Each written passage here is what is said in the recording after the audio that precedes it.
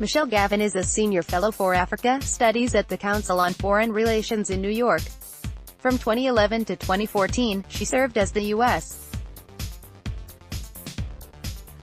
ambassador to Botswana and to the Southern African Development Community. She started at CFR in February 2018. Burundians are at the polls today to vote in a referendum on constitutional amendments that would, among other things, change the country's rules around term limits. The change would make it possible for the current president, Pierre Nkurunziza, who has served since 2005, to continue to hold that office until 2034.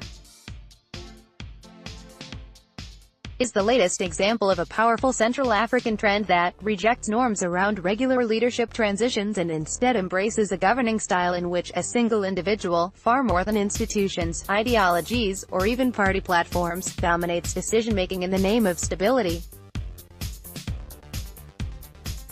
More on Burundi. Pierre Nkurunziza. Political transitions, elections and voting. Heads of state and government. While West African states have actively worked to shore up the principle that leaders should not seek to stay in power indefinitely, and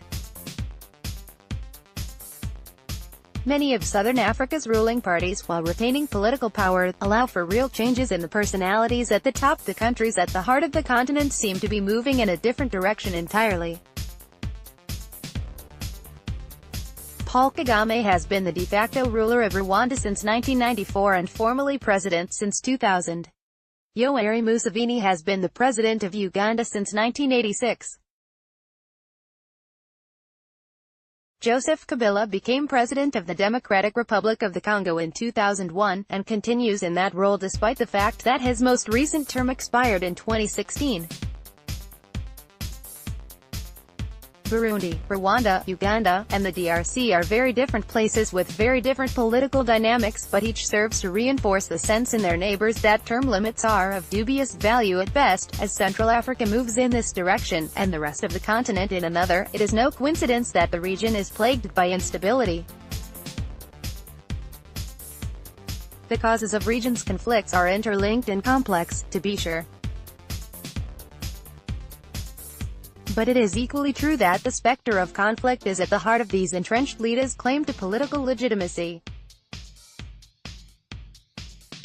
Each cultivates a narrative in which he is the only thing preventing a return to a more violent, chaotic past. The constant threat of instability has become inseparable from the governing ethos of its leaders and the state institutions that they shape. The idea that only one man stands between a society's ruin and its redemption makes for compelling drama, but it is a truly frightening basis on which to establish governing authority. Every decision, any decision, can be justified on the grounds of meeting the existential threat. Accountability and dissent become confused with plots against the state itself. Dialogues about the future become focused exclusively on questions about individual leaders. And worst of all, this approach leads the state, inevitably, off the cliff.